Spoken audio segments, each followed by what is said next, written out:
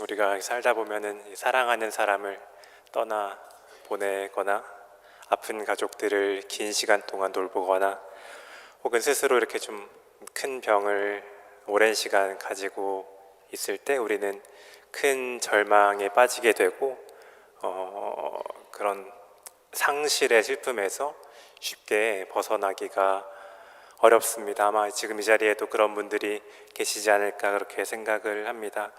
오늘 우리가 들었던 독서와 복음 말씀, 이런 사람들의 이야기를 들려주고 있습니다. 1독서에서 우리는 다윗 임금이 자신의 아들 압살롬의 죽음을 보고 몸을 떨며 우는 모습을 보게 됩니다. 압살롬은 아버지를 거슬러 반란을 일으킨 역적이었지만 아들의 죽음 앞에서 다윗은 왕의 채통이 아닌 인간 아버지의 모습이 되어서 그 앞에서 정말 숨이 끊어지는 것처럼 떨면서 울음을 터뜨립니다. 또한 복음은 12해 동안이나 하혈하면서 고통받던 여인, 또 12살 난 딸의 죽음을 바라보던 회당장의 모습을 전해주면서 우리 주님께서 어떻게 그들과 함께 하시는지 보여주고 있습니다. 마르코 복음서를 통해 우리 복음 말씀을 들었는데, 이 마르코 복음서의 저자는 마르코의 샌드위치라고도 하는 문학적 기술, 그러니까 A라는 이야기로 시작해서 B라는 이야기를 중간에 삽입하고 다시 A의 이야기로 마무리하는 ABA 패턴의 기술을 자주 사용하곤 합니다. 오늘 우리가 들은 마르코복음 5장 또한 그렇게 야이로라는 회당장의 딸 이야기로 시작해서 12해 동안 하혈하던 여인의 이야기를 거쳐 다시 야이로의 딸로 돌아갑니다. 이러한 스토리 구성은 닮은 듯 다른 두 이야기를 겹쳐 보여줌으로써 핵심 메시지를 강조하는 것처럼 보입니다.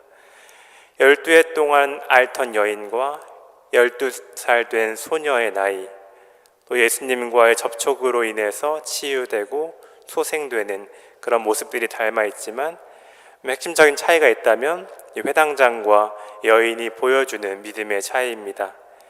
이 회당장은 이렇게 처음에는 사실은 예수님을 믿는 것처럼 보였고 간곡히 청하면서 이분이라면 자신의 딸을 살릴 수 있지 않을까라는 그런 생각 속에 예수님을 찾아옵니다.